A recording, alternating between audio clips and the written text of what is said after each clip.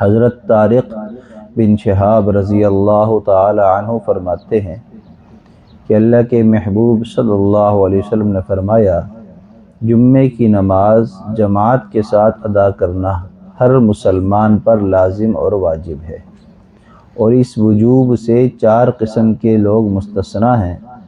ایک غلام جو کسی کا مملوک ہو، دوسری عورت، اور تیسرا لڑکا جو ابھی بالغ نہ ہوا ہو، اور چوتھا ہے بیمار۔ یعنی کہ جمعے کی نماز ہر مسلمان عاقل بالغ پر فرض ہے۔ 4 لوگ ایسے ہیں کہ اگر وہ جمعے کی نماز میں شرکت نہ کریں تو ان میں کوئی گناہ نہیں ہے، ان پر واجب اور لازم نہیں ہے۔ ایک تو غلام، آج کل کے زمانے میں تو غلاموں کا دور نہیں ہے، پہلے زمانے میں غلام ہوتے تھے جو کسی کی ملکیت میں ہوتے تھے، تو اپنے آقا کے حکم کے مطابق وہ سب کام کرتے تھے، تو اس لیے ان پر بھی لازم نہیں۔ دوسرا عورت، تو عورت کے لیے جمعے کی نماز میں شرکت کرنا یہ ضروری نہیں ہے، وہ جمعے کی نماز کے وقت میں ظہر کی نماز ہی اپنے گھر میں ادا کریں گی، یہی ان پر لازم ہے۔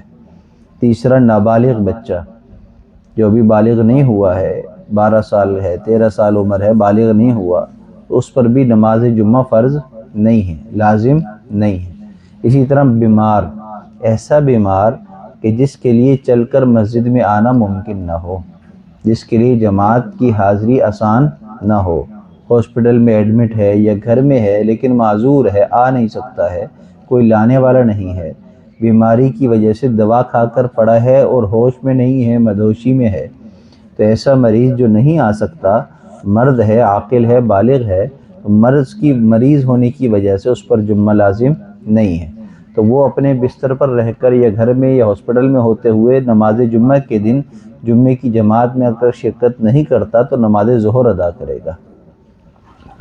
جمعے کا دن بڑا فضیلت والا دن ہے، جس طرح سال میں رمضان کا مہینہ ہے، اسی طرح مخصوص راتیں ہیں، مخصوص دن ہیں جو بڑی فضیلت اور رحمت والے ہیں، اسی طرح اللہ تعالیٰ نے مسلمانوں پر یہ رحمت کی ہے کہ ہفتے کے 7 دنوں میں سے ایک دن کو دنوں کا بادشاہ بنایا ہے، اور وہ جمعۃ المبارک کا دن ہے۔ یہ بڑی عظمت والا دن ہے، بڑی برتری والا دن ہے، اللہ تعالیٰ نے اپنی رحمت کے لیے اس کو منتخب کیا ہے مسلمانوں کے لیے، تو ہمیں چاہیے کہ ہم اس دن سے بڑا فائدہ اٹھائیں، اس دن کے اندر اللہ کے حضور اپنے آپ کو پیش کریں، اور جیسے اللہ کے محبوب نے ہمیں بتلایا اور جس طریقے سے آپ کا طریقہ ہے ویسے ہم جمعے کی نماز میں شریک ہوں۔ حضرت اوس بن اوس ثقفی رضی اللہ تعالیٰ عنہ سے روایت ہے، فرمایا اللہ کے محبوب صلی اللہ علیہ وسلم نے کہ جمعے کا دن افضل ترین دنوں میں سے ہے، اور اسی دن میں آدم علیہ السلام کی بھی پیدائش ہوئی، اور اسی دن میں ان کی وفات بھی ہوئی، اور اسی دن میں قیامت کا سور پھونکا جائے گا، اور اسی دن میں موت اور فنا کی بے ہوشی اور بے حسی ساری مخلوقات پر طاری ہوگی، لہٰذا تم لوگ جمعے کے دن مجھ پر درود کی کثرت کیا کرو، کیونکہ تمہارا درود مجھ پر پیش ہوتا ہے اور پیش ہوتا رہے گا۔ صحابہ کرام رضوان اللہ علیہ مجمعین نے عرض کیا کہ یا رسول اللہ صلی اللہ علیہ وسلم، آپ ہمارا درود آپ پر کیسے پیش ہوگا؟ یعنی جب آپ دنیا سے پردہ فرما لیں گے، اپنے آپ قبر مبارک میں ہوں گے تو ہمارا درود کیسے پیش ہوگا؟ آپ کا جسد اطہر تو قبر میں ریزہ ریزہ ہو چکا ہوگا، جیسے عام طور پر ہوتا ہے کہ جب ہم کسی کو دفناتے ہیں تو وہ اس کی میعاد ہے، یہ مٹی جو ہے اس کے بدن کو ختم کرتی ہے، کیڑے مکوڑے کھاتے ہیں، بدن ختم ہو جاتا ہے، مٹی ہو جاتا ہے، تو یہی سوال کیا صحابہ کرام میں سے کسی نے، تو آپ نے ارشاد فرمایا اللہ تعالیٰ نے پیغمبروں کے جسموں کو زمین پر حرام کر دیا ہے، یعنی موت کے بعد بھی ان کے اجسام قبروں میں بالکل صحیح سالم رہتے ہیں، زمین ان میں کوئی تغیر پیدا نہیں کر سکتی۔ اب دیکھیے اس حدیث مبارکہ میں 2 باتیں ہیں، ایک تو جمعے کے دن کے افضل ترین ہونے کی وجوہات بیان ہوئی کہ یہی وہ دن ہے جس میں آدم کو پیدا کیا گیا، ان کی وفات بھی ہوئی، اسی دن قیامت بھی واقع ہوگی، ان کی بہت ساری فضیلتیں اس دن کے اندر جمع ہیں، اور پھر فرمایا کہ جمعے کا دن فضیلت کے اعتبار سے ایمان والوں کے لیے اس میں ایک فضیلت یہ ہے کہ یہ درود شریف پڑھنے کا دن ہے، اللہ کے محبوب پر خوب درود ہم پڑھا کریں جمعے کے دن، اس کی کثرت کیا کریں، اور آپ نے فرمایا کہ میرا درود پیش کیا جائے گا، مجھ پر جو درود پڑھا جائے گا، اب ایک تو یہ ہے کہ آپ صلی اللہ علیہ وسلم سامنے موجود ہیں اور صحابہ کرام آپ پر درود بھیج رہے ہیں. آپ نے کیا فرمایا کہ میرے اوپر پیش کیا جائے گا. اب پیش کرنے کا مطلب ہے کہ میں دنیا سے چلا گیا، اب مجھ پر پیش کیا جائے گا. تو اس کے اندر بڑا اہم مسئلہ ہے کہ آپ کے دنیا سے پردہ فرمانے کے بعد درود شریف کیسے پیش ہوتا ہے، اس کی وضاحت اس حدیث مبارکہ میں کی گئی ہے. اور احادیث مبارکہ میں بھی یہ بات آئی ہے. اللہ کے محبوب صلی اللہ علیہ وسلم سے سوال کیا تو آپ نے فرمایا کہ جب کوئی میرے سامنے ہوتا ہے، مجھ پر سلام پڑھتا ہے تو میں اس کے سلام کو سنتا ہوں اور میں اس کے سلام کا جواب دیتا ہوں. اور جب کوئی دور سے کہیں سے سلام پڑھتا ہے، مجھ پر درود پڑھتا ہے، تو وہ فرشتے مجھ تک پہنچاتے ہیں. یعنی کہ اب ہم یہاں پر ہیں اور اللہ کے محبوب صلی اللہ علیہ وسلم کہاں ہیں؟ مدینہ منورہ میں. آپ نے قبر اطہر کے اندر ہیں، آپ وہاں پر موجود ہیں. تو اگر ہم یہاں سے درود پاک پڑھیں گے تو ہم کیا پڑھیں گے؟ اللہم صلی علی سیدنا محمد. اس کا ترجمہ ہے اے اللہ آپ درود بھیج دیجئے کس پر؟ محمد صلی اللہ علیہ وسلم پر، جو ہمارے سردار ہیں. ہم اللہ کو کہہ رہے ہیں کہ آپ بھیج دیجئے، اور یہی آپ نے ہمیں سکھایا ہے کہ اس طرح مجھ پر درود پڑھا کرو. نماز میں ہم پڑھتے ہیں اللہم صلی علی محمد، اس کا ترجمہ یہی ہے.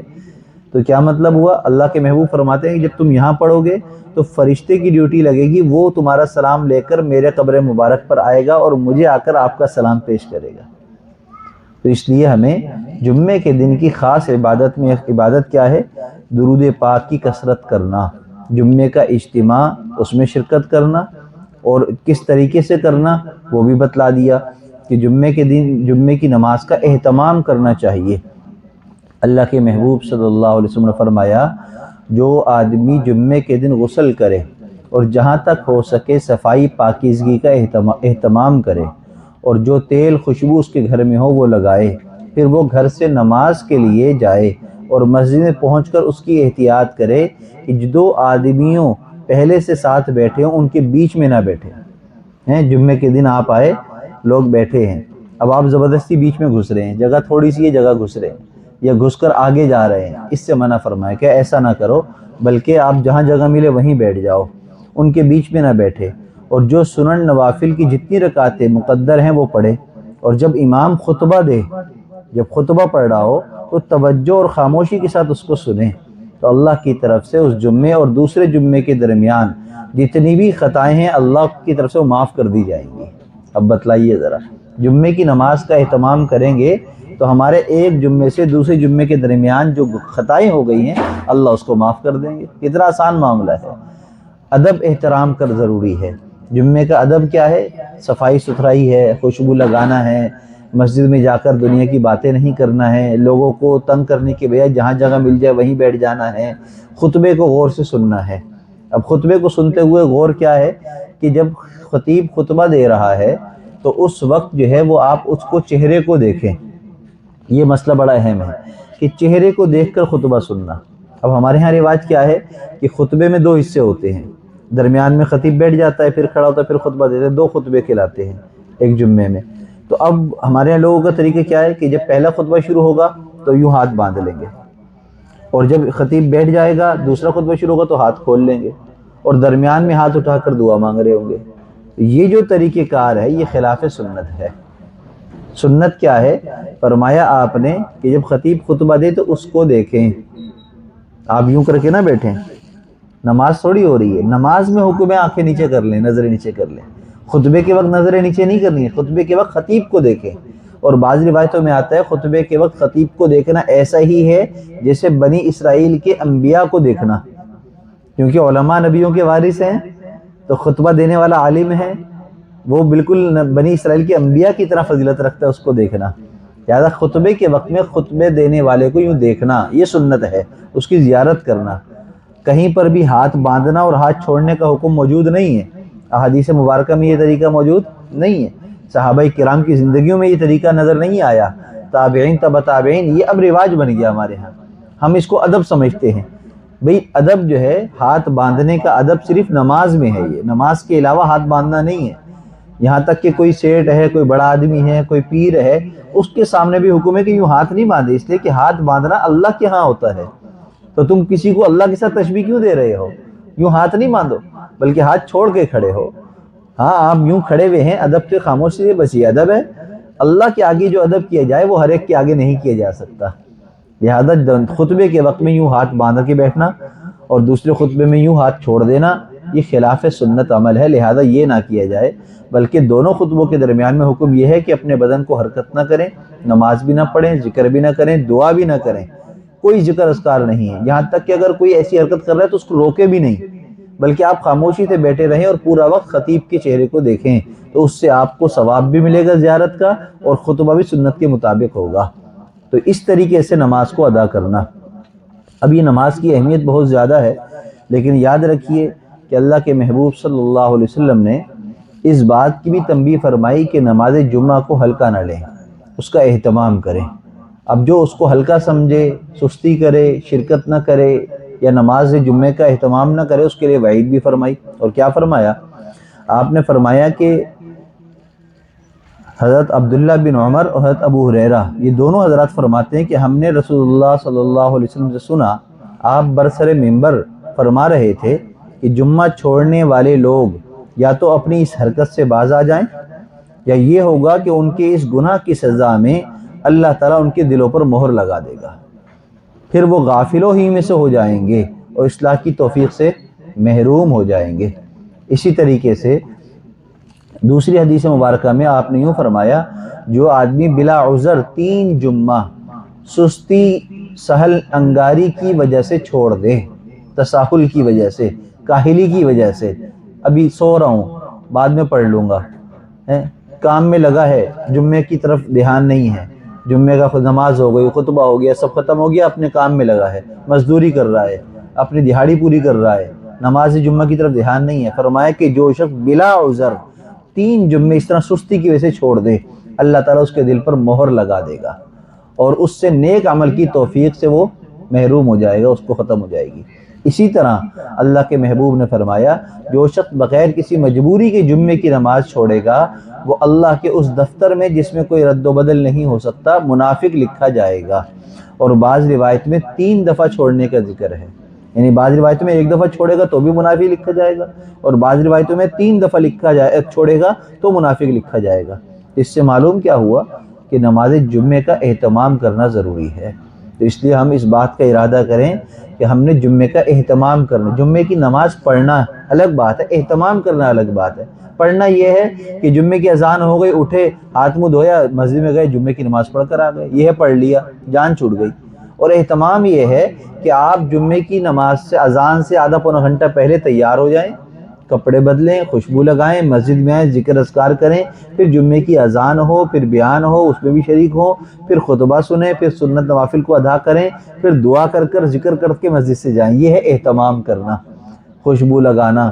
تو اہتمام کرنے پر فضیلت بہت زیادہ ہے، یہاں تک کہ اللہ کے محبوب صلی اللہ علیہ وسلم نے جمعے کے دن میں یوں فرمایا کہ ہر جمعے کے دن ایک گھڑی ایسی ہوتی ہے کہ اگر کسی مسلمان بندے کو وہ گھڑی حسن اتفاق سے وہ مل جائے تو اس گھڑی میں خیر اور بھلائی کی کوئی چیز بھی اللہ تعالی سے مانگ لے تو اللہ اس کو عطا کر دیتے ہیں۔